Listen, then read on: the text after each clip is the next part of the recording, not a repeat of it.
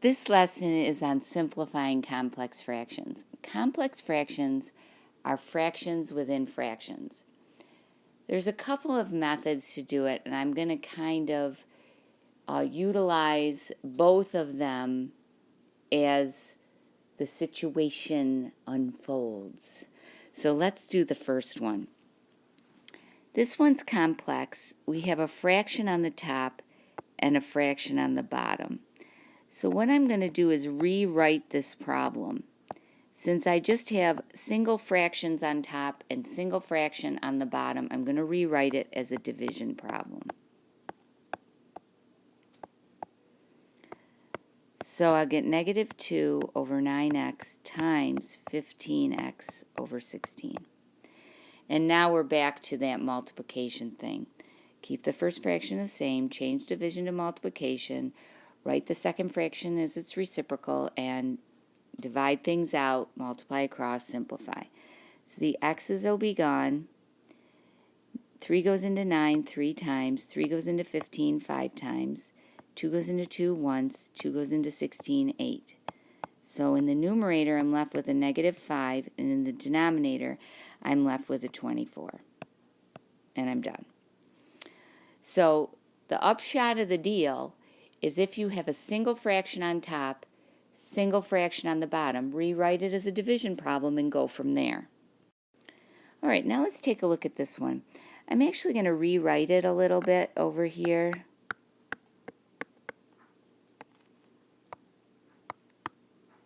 There we go. Now the first thing we're going to do is look at all of the denominators.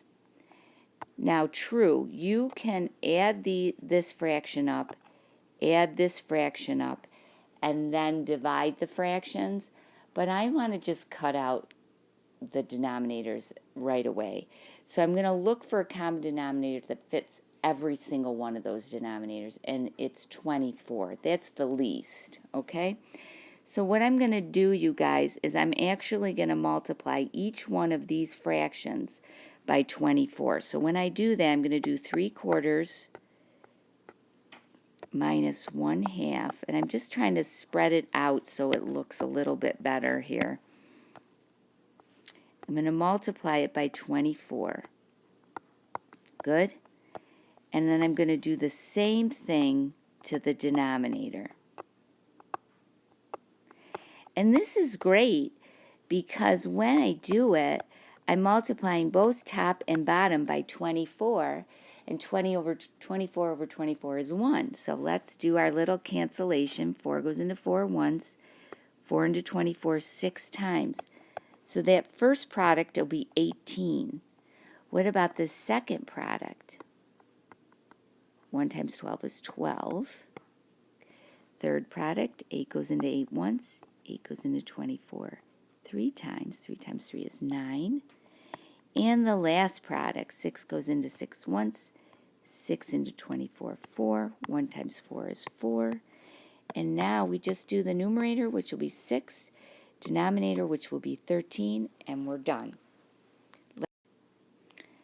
Now I just wrote this problem out so it's a little bit clearer. So here we go. And I'm going to look at my denominators again. And it's x plus 1. So I am going to multiply each and every little guy times x plus 1. So here I go, x times x plus 1. Why would I do that? Well, that's the common denominator.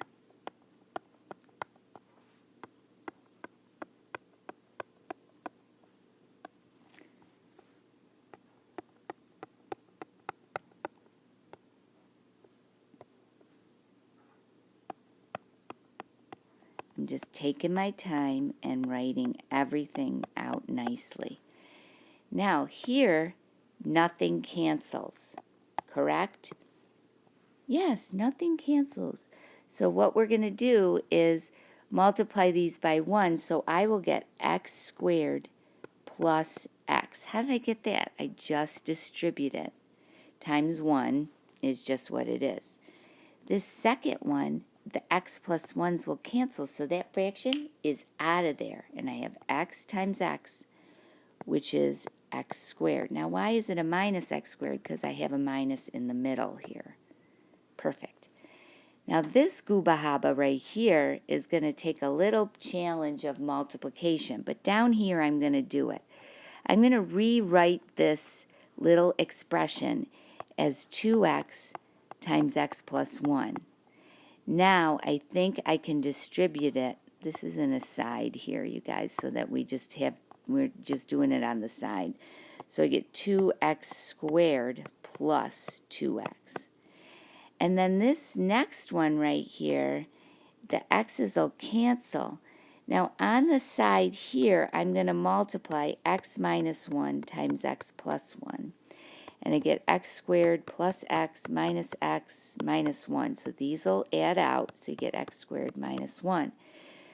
The problem with this is I have a minus in front, or a subtraction sign in front, which means I will have to distribute that negative sign. So let's do that on the next step. In the numerator, the x squareds will add out, and I'm just left with an x. In the denominator, I get 2x squared plus 2x minus x squared plus 1. Beautiful. So I'm still have x in the numerator. I'm going to combine like terms, x squared plus 2x plus 1. Now, granted, that denominator is factorable into x plus 1 times x plus 1. So ultimately, we can write this expression as x over x plus 1 quantity squared, or we can leave it in any one of these forms right here. So we're good on that. Next, let's take a look at this one. Ooh, I love this problem because it's a single fraction over a single fraction. So boomette. When we do that, we're just going to rewrite it as a division problem. Nice. Keep the first fraction the same. Change the division to multiplication. Flip the second fraction.